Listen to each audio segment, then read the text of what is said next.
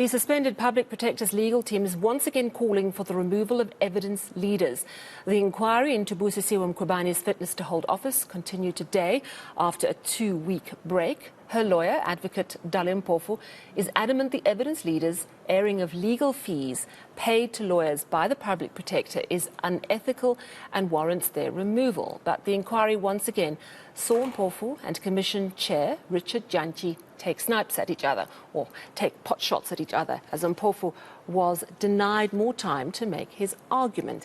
eNCA's Ayesha Ismail following the argument. She joins us now from Cape Town. Ayesha, thank you so much for joining us. I did watch a little of this morning, and in fact, Mpofu did speak for a considerable amount of time. Talk to us about this issue with the evidence leaders, because we've heard from it before. We've heard about this concern before, and my understanding is that the evidence leader-in-chief said she would not recuse herself. So what happened today?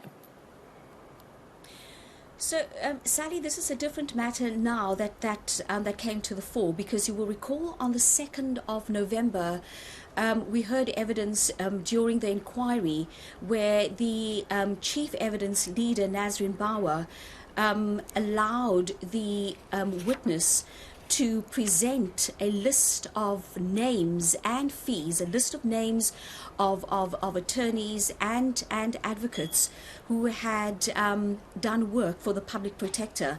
And this was in an attempt to show how about 150 million rand was spent during the time, or since the time that she took office. And we did not only see the names being made public, but we also saw their fees. Now, Mpofu did also try to stop this from going ahead, but the chairperson said that he would allow the names and the fees to be put on this board, to allow it to be flighted. Now, we know that the inquiry is a public inquiry. It is on YouTube. We carry it live.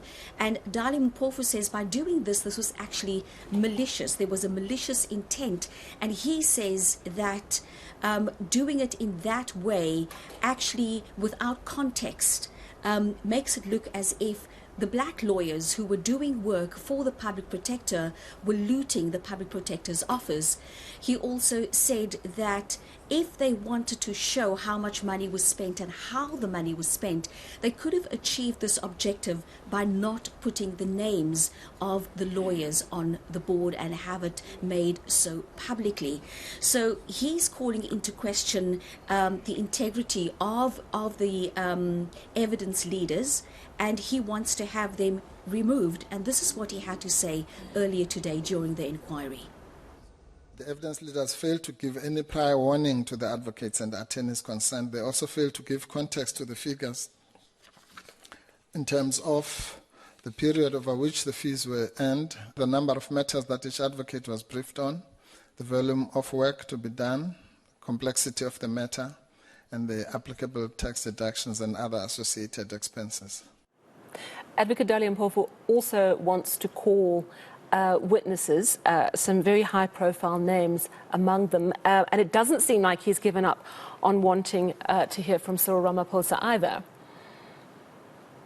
No, he says that he wants the committee to reconsider their decision. Remember, he asked for the president to be called earlier, and the committee made a decision saying that they don't see any reason for him to come and appear before the Section 194 committee.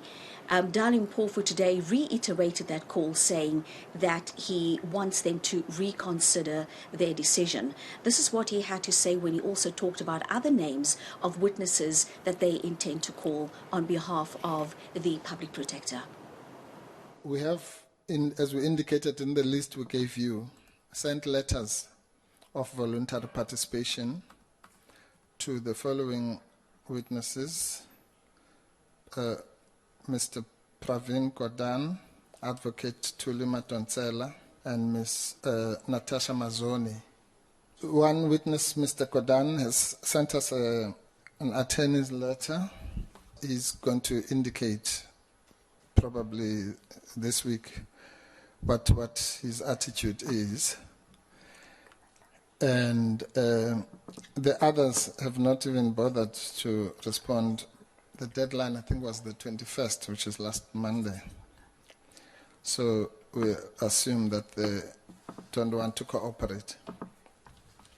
So that would then be 3 witnesses plus the one, Mr. Ramaphosa, that I referred to earlier, in respect of whom we had asked the committee to reconsider its decision, to